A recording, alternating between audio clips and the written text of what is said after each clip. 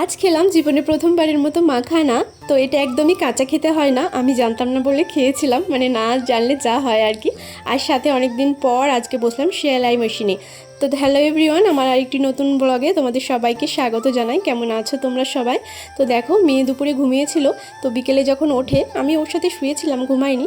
তো বিকেলে যখন ও ওঠে আমি একটু ফ্রেশ হয়ে নিলাম। আর তারপর ভাবলাম অনেকদিন ধরে আছে মাখানাটা, আমি আজকে একটু ভাজবো। সাথে আরও কিছু ড্রাই ফ্রুট রাখা ছিল সেখানে, যেগুলো খাওয়া হয় না। তো আমি দেখছিলাম ভালো আছে না নষ্ট হয়ে গেছে, মানে নিয়ে বোকা সেজে গেছি। আখরোট একদম মেয়ে ভালোবাসে না, আর আমার তো গন্ধই সহ্য হয় না। তো যাই হোক, দেখো আমি রান্নাঘরে চলে এসেছি।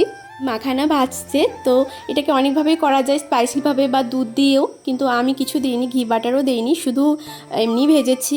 তো 5-7 মিনিট মতো ভেজেছি একদম লো ফ্লেমে, তারপরে উঠিয়ে নিলাম। তো এটা একদম কিন্তু পপকর্নের মতো লাগলো খেতে। তো একটা বাচ্চার ক্ষেত্রে কিন্তু 5-7টা মাখানা দিনে যথেষ্ট, কিন্তু আমি একটু বেশি করে ভেজেছিলাম কারণ আমরাও একটু ট্রাই করব বলে। তো বেশ ভালোই ছিল খেতে। তো তারপরে কিন্তু চলে আসলাম আমি ওদেরকে খেতে দিয়ে বাড়িতে এসে আমি বিকেলে জামা কাপড়গুলো উঠিয়ে নিলাম। আর তারপরে আমার রোজগার কাজ বিকেলে উঠোন ঝাড় দেওয়া, তো সেটাই করছিলাম।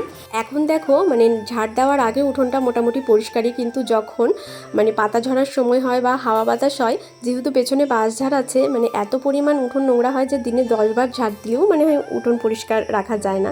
তো উঠোনে অনেক তুলসীর পাতাও পড়ে, তো সেগুলো দেখে দেখে ঝাড় দিচ্ছিলাম। আর তারপর মেয়েকে একটু আম কেটে দিলাম, আমার মেয়ে কিন্তু আম খেতে ভীষণ ভালোবাসে।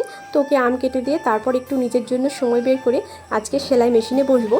তো অনেক দিন ধরে আমি সেলাই মেশিনে বসবো ভাবছিলাম, যে একটা ব্লাউজ পিস আছে ওটা সেলাই করব, কিন্তু কিছুতেই সময় হচ্ছিল না আমার। যেন তো মানে নিজের জন্য কাজগুলো সেই শেষ মুহূর্তেই হবে, মানে অনেক দিন ধরে ভেবে রেখেছি, কিন্তু আমাকে সেই তাড়াহুড়ো করে 2 দিনের মধ্যেই কমপ্লিট করতে হবে।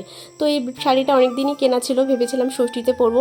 আর দেখো, কাল বাদে পরশু মানে শনিবারে তো ষষ্ঠী, কিন্তু আমার সবে আজকে আমি মানে ব্লাউজটা কাটলাম, জানি না কতদূর কি কমপ্লিট হবে।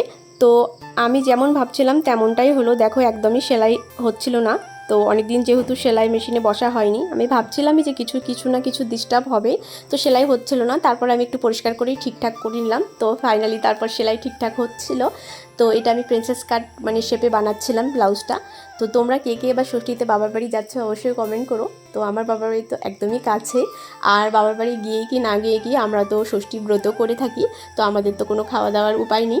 তো যাই হোক, তো সবাই ভালো থেকো, সুস্থ থেকো, আবার দেখা হবে অন্য আরেকটি ভিডিওতে। আর আমি যখন সেলাই বসি আমার কিছু না কিছু হারাবেই, তো সেটা এখন খুঁজে নিই আর ব্লাউজটা একটু করি। তো সবাইকে টাটা।